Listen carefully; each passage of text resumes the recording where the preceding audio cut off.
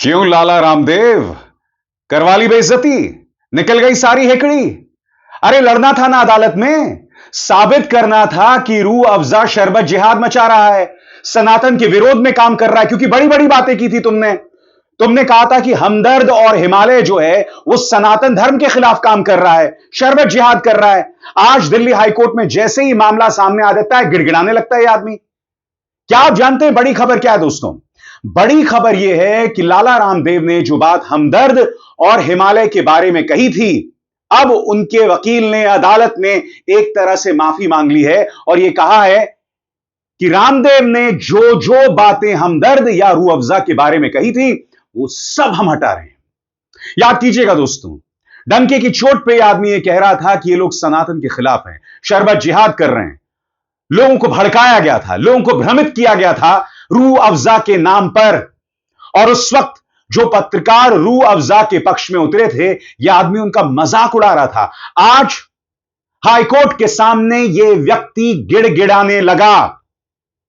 और यह तीसरी बार है दोस्तों। पहली तस्वीर 2011 की, जिसके बाद यह व्यक्ति अपने आलोचकों में सलवारी बाबा के नाम से जाना गया। दूसरी तस्वीर देखिए, सुप्रीम कोर्ट के सामने जब इस व्यक्ति ने हमारे डॉक्टर्स और एलोपैथी की बेइज्जती की थी, और अब हाई कोर्ट के अंदर जब इनके वकील ने कहा कि इन्होंने जो जो बातें रूह अफजा और हमदर्द के बारे में कही थी वो सब हम हटा रहे हैं दोस्तों। हाई कोर्ट ने कहा कि जो बात हमने सुनी हमें विश्वास तक नहीं हुआ। जो बात रामदेव ने कही वो शॉकिंग है और किसी भी कीमत पर इसे माफ नहीं किया जा सकता। खबर क्या है दोस्तों, पहले आपके स्क्रीन पर रूह अफजा को लेकर बाबा रामदेव की विवादास्पद टिप्पणी सोशल मीडिया से हटाई जाएगी। दिल्ली हाईकोर्ट की नाराजगी के बाद रामदेव के वकील ने कोर्ट को बताया कि हम वीडियो हटा रहे हैं।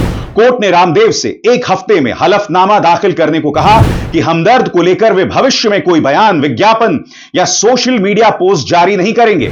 दिल्ली हाईकोर्ट के जज जस्टिस अमित बंसल ने कहा कि इस बयान को सुनकर मुझे अपने कानों और आंखों पर यकीन नहीं हुआ।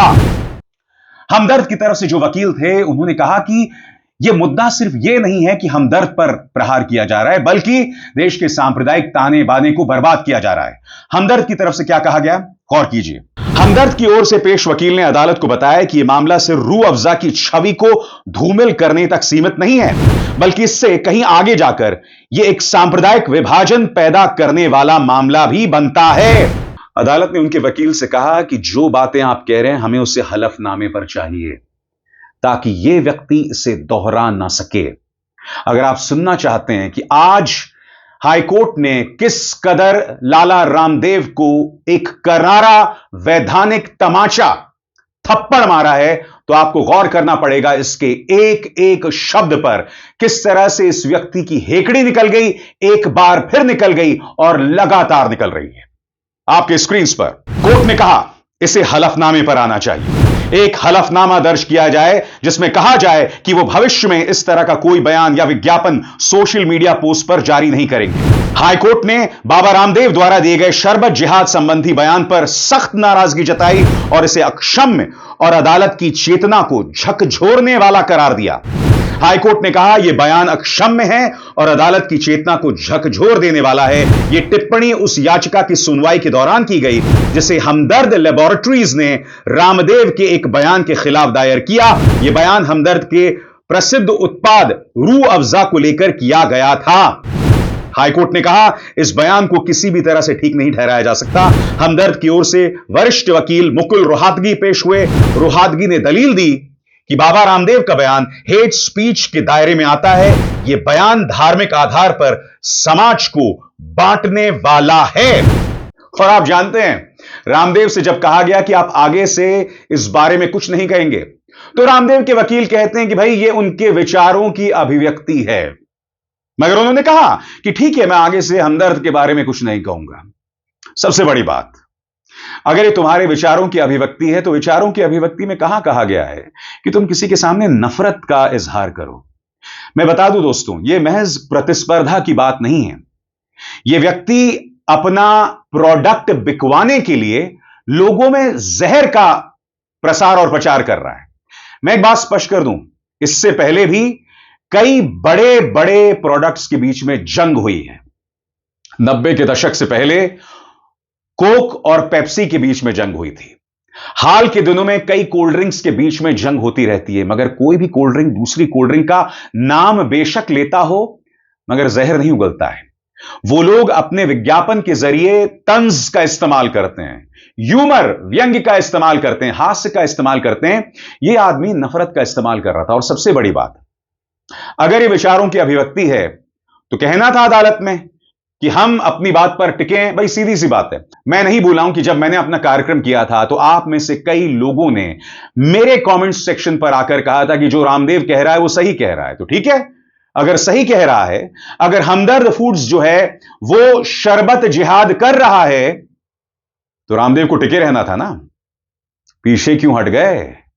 बस निकल गई हेकड़ी। यह व्यक्ति बार बार माफी मांग रहा है। दोस्तों, याद है किस तरह से एलोपैथी का मजाक उड़ाया था, हमारे डॉक्टर्स का मजाक उड़ाया था?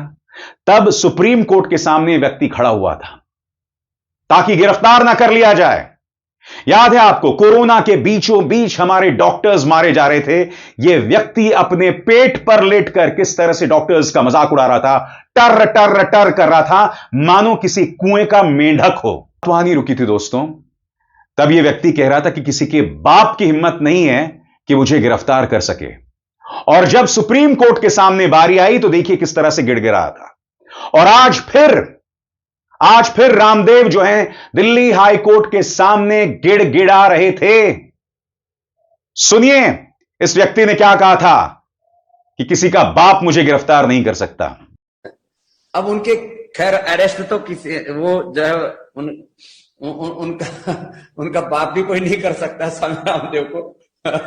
ठीक है रामदेव जी, अगर किसी का बाप आपको गिरफ्तार नहीं कर सकता तो गिड़गिड़ा क्यों रहे हैं, बताइए। इससे पहले कि हम आगे बढ़े हैं और उस व्यक्ति ने जो विवादास्पद बयान दिए हैं उसकी हम चर्चा करें दोस्तों, एक बार फिर आप सबसे अपील, आप सिर्फ अपने मोबाइल फोन पर नोटिफिकेशन का इंतजार मत कीजिए। मेरे चैनल में जाइए, मेरे कार्यक्रम खंगालिए, क्योंकि मैं दिन में कम से कम 2 से 3 कार्यक्रम करता हूं। रहिए अपडेटेड और हां, मेरे हाथ मजबूत कीजिए, मेरा चैनल ज्वाइन कीजिए, स्वतंत्र और आजाद पत्रकारिता का समर्थन कीजिए, सच में मेरा साथी बनिए। बहुत आसान है दोस्तों, इस ज्वाइन बटन को दबाइए और आपके सामने आएंगे ये 3 विकल्प, इनमें से एक चुनिए और सच के इस सफर में मेरा साथी बनिए। हम बात रामदेव की कर रहे हैं। समानांतर तौर पर एक और खबर सामने उभर कर आई है दोस्तों। निशिकांत दुबे, जिन्होंने वक्फ के मामले पर सुप्रीम कोर्ट को गाली दी थी, अनर्गल बयान दिया था, उनका मामला सुनवाई के लिए अगले हफ्ते आ रहा है। आपराधिक अवमानना, क्रिमिनल डेफेमेशन।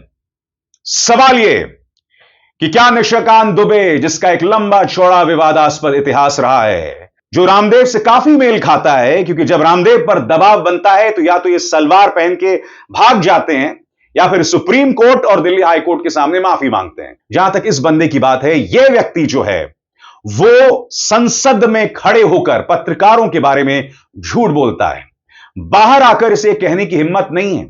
और सबसे बड़ी बात, भाजपा ने इनसे किनारा कर लिया है। इसकी चर्चा कुछ देर बाद, मगर हम बात रामदेव की कर रहे थे दोस्तों। जी हां, रामदेव। मैं आपको बताना चाहूंगा दोस्तों, इससे पहले एक और विवाद हुआ था, जब इनका जो एक दंत कांति मंजन है, दंत मंजन है, उसमें इस्तेमाल हो रहा था मछली की हड्डियों का, मगर जो लेबल लगा हुआ था वो शाकाहारी का था। तब इस मामले पर बवाल हुआ था और आपको याद होगा मैंने कार्यक्रम किया था। इस आदमी ने मेरे खिलाफ लीगल नोटिस भेजा था, जिसका मैंने करारा जवाब दिया था। तब इस मामले पर जबरदस्त बवाल भी हुआ था। यानी कि यह व्यक्ति, इसका एक इतिहास रहा है अपने जो कस्टमर्स हैं, अपने जो ग्राहक हैं, उनके साथ विश्वासघात करने का। और जब पकड़े जाते हैं तो पहले सुप्रीम कोर्ट के सामने और अब आज हाई कोर्ट के सामने माफी मांगते हैं। यह है हकीकत रामदेव की। और जब पकड़े जाते हैं, जब इनके पुराने बयानों की याद दिलाई जाती है तो क्या कहते हैं? मेरी पूंछ फाड़ लेगा के। सुनिए, बाबा जी, आपने तो टीवी चैनल पर यह कहा था कि कौन सी सरकार आपको चाहिए, 40 रुपए पेट्रोल वाली सरकार, 300 रुपए सिलेंडर वाली सरकार। बाबा जी अच्छे भी का कुछ आप ही ने कहा था सरकार बनी थी, आपने कहा था कि नहीं कहा था बाबा जी? मैंने कहा था, पूछ पड़ेगा मेरी। बाबा जी आपकी कंपनी पतंजलि, बाबा जी आपकी कंपनी पतंजलि ऐसे जाता ना आदमी को ना, बाबा जी आप ही ने कहा था। अरे आदमी को मैं कह रहा भाई ऐसे प्रश्न मत पूछो। बाबा जी मैं तेरे प्रश्नों का उत्तर देने के लिए कोई ठेकेदार है कि तू जो भी पूछा मैं उसका उत्तर दूं। जब एक बात कह दी, थोड़ा सभ्य बनना भी सीखो। आप ये बताओ, एक मिनट, सभी टीवी चैनल पर आप ही की बाइट चली थी और लोगों ने अरे विश्वास भाई किया मैंने था। दी थी और अब नहीं देता, कर ले क्या करेगा? चुप हो जा, अब आगे से पूछेगा तो ठीक नहीं। नहीं रामदेव जी, आपकी पूंछ पर तो पांव पड़ गया है, बुरा मत मानिएगा। अगर आप इतने महान हैं, अगर आपको लग रहा था कि आप सनातन की लड़ाई लड़ रहे हैं, तो आपको मैदान में उतरना था ना, हमदर्द को एक्सपोज करना था, और आप जो जो कहते अदालत में मैं अपने मंच पर दिखाता। मगर माफ कीजिएगा, आप तो कायर निकले। आप में इतनी सी भी हिम्मत नहीं थी कि आप दिल्ली हाई कोर्ट में एक दिन तो टिक पाते। अरे कम से कम 1-2 महीने के लिए बहस करते कि हमदर्द जो है वो शरबत जिहाद फैला रहा है। आप तो आधा दिन नहीं टिक पाए। आधा दिन भूल जाइए, बमुश्किल 1-2 घंटे में उनके वकील ने माफी मांग ली।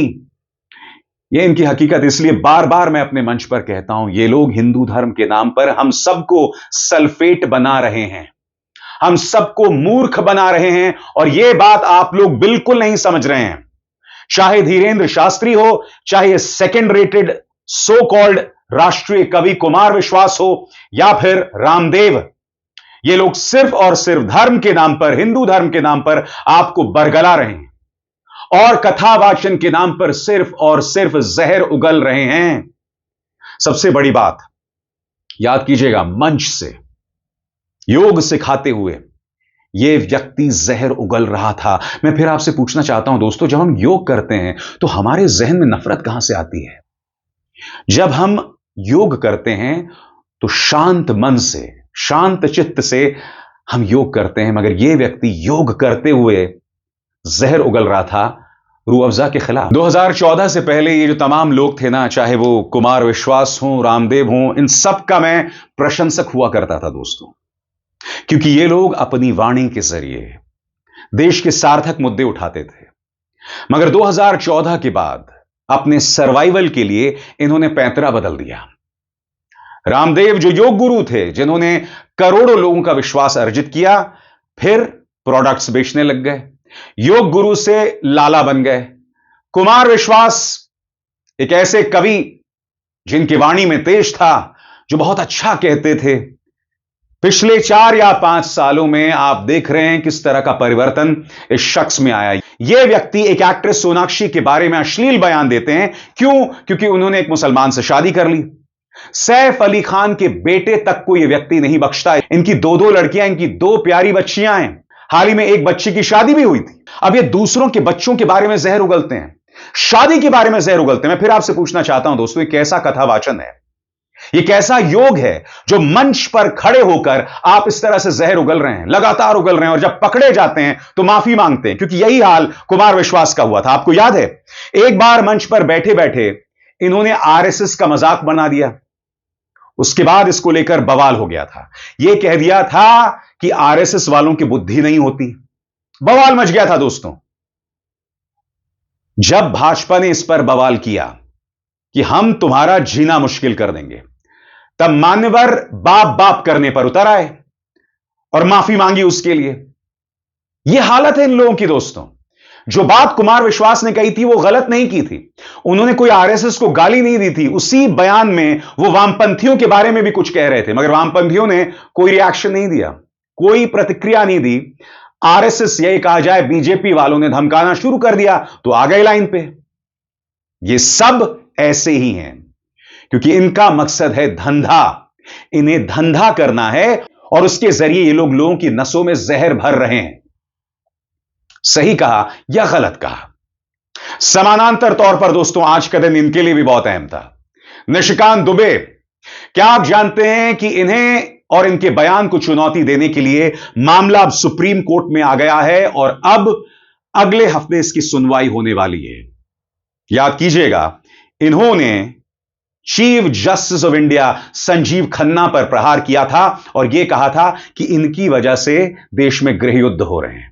संजीव खन्ना ने सिर्फ विचारों की अभिव्यक्ति, राइट टू एग्जिस्ट, इस मुद्दे पर, वक्फ के मुद्दे पर कुछ टिप्पणियां की थी, मगर जब जब सुप्रीम कोर्ट ऐसी कोई टिप्पणी करता है तो आप जानते हैं भारतीय जनता पार्टी के बड़े बड़े नेता बौखला जाते हैं। और यही काम निशिकांत दुबे ने किया था। दुबे आ नहीं रुके थे। माननीय डिग्री दुबे जो हैं वो पूर्व मुख्य चुनाव आयुक्त SY कुरैशी पर भी प्रहार करते हैं, उन्हें मुस्लिम आयुक्त बताकर, यह कहते हुए कि तुम चीफ इलेक्शन कमिश्नर कभी नहीं थे, तुम एक मुस्लिम आयुक्त थे। इस तरह से प्रहार किया था इन्होंने SY कुरैशी पर। यह हालत है इन लोगों की दोस्तों। इनका सिर्फ एक मकसद है, जहर उगलो, लगातार उगलो और बार बार उगलो। सबसे बड़ी बात, ऐसा नहीं है दोस्तों, जैसा मैंने रामदेव और कुमार विश्वास के संदर्भ में बताया, ऐसा बिल्कुल नहीं है कि इनके मन में हिंदू धर्म के लिए कोई इज्जत है। नहीं, ये लोग सिर्फ अपनी जहरीली राजनीति कर रहे हैं। क्योंकि आपको याद होगा, अंकिता भंडारी की हत्या हो जाती है उत्तराखंड में। आरोप लगता है भाजपा के एक नेता के बेटे पर। क्या निशिकांत दुबे अंकिता भंडारी के परिवार से मिलने गए थे? नहीं मिलने गए थे। ऐसी ढेरों मिसालें हैं जहां हिंदू बेटियों पर अत्याचार हुए, भाजपा के नेताओं ने अत्याचार किया, मगर निशिकांत दुबे खामोश रहे। अभी हाल ही में अखिलेश प्रताप सिंह, भाजपा के एक कार्यकर्ता, कासगंज में गैंग रेप किया एक लड़की का, उन्हीं के मंगेतर के सामने। क्या भाजपा के किसी नेता का मुंह खुला? बताइए। क्या गोदी मीडिया ने इस पर डिबेट किया? कांग्रेस का दूर का कोई रिश्तेदार कुछ कह देता है तो उस पर कितना बवाल होता है। यहां पर प्रज्वल रवन्ना के लिए प्रधानमंत्री ने वोट मांगा। वो आदमी जो मास रेप कर रहा था, जिसके वीडियो सबूत हैं। याद कीजिएगा, प्रधानमंत्री नरेंद्र मोदी की संसदीय सीट में ये 3 भाजपा के युवा कार्यकर्ता, इन लोगों ने मध्य प्रदेश में कैंपेनिंग भी की थी, मगर उससे पहले उन्होंने एक बहुत गंभीर अपराध किया था, दुष्कर्म का, सामूहिक दुष्कर्म का। क्या इन पर डिबेट हुए? नहीं हुए। इनकी तस्वीरें हैं जेपी नड्डा के साथ, स्मृति ईरानी के साथ, भाजपा के बड़े बड़े नेताओं के साथ। कोई इसका जिक्र नहीं कर रहा है। कहां जाता है इन लोगों का हिंदू धर्म? हिंदू धर्म के प्रति इनका जो प्यार है, क्यों खामोश हो जाते हैं इन मुद्दों पर? क्योंकि मैं जब भी कोई अत्याचार होता है उस पर अपनी आवाज बुलंद करता हूं। यह बात अलग है कि कुछ लोगों ने आंखों में पट्टियां डाल रखी हैं, वो वही चीज देखना चाहते हैं जो वो देखना चाहते हैं। आज एक्सपोज हो गए हैं तमाम चेहरे। रामदेव, निशिकांत दुबे बुरी तरह से एक्सपोज हो गए हैं। और मैं उम्मीद करता हूं कि निशिकांत दुबे का मामला जो सुप्रीम कोर्ट में आ रहा है, दूध का दूध और पानी का पानी होगा। जिस तरह से इस व्यक्ति ने सुप्रीम कोर्ट का अपमान किया है, आने वाले दिनों में एक ऐसी नजीर, एक ऐसी मिसाल कायम होगी कि इस तरह की चीजें दोबारा ना दोहराई जाएं। अभिसार शर्मा को दीजिए इजाजत। नमस्कार।